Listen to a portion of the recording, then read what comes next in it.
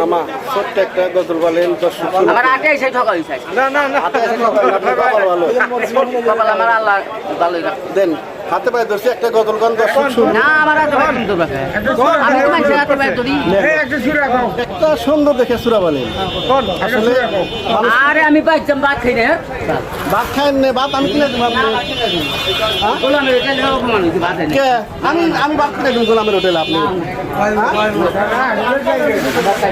ভাত আমি আপনার গোলামের হোটেলে কিনে দেবো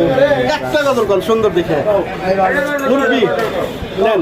দর্শক শুনুক মানে দর্শক হলে এতদিন কোনে গেছিলে এতদিনে আপনার পাশেই ঘুরছে পাগলের না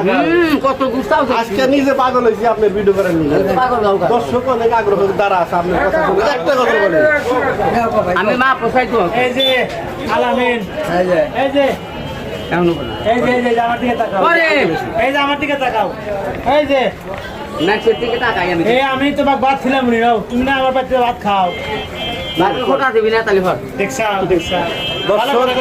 অনেক ক্লান্ত তার মনে যখন ভালো চায় সে কথা বলে এবং গজল করে এখন হাজার কষ্ট বলেও তাকে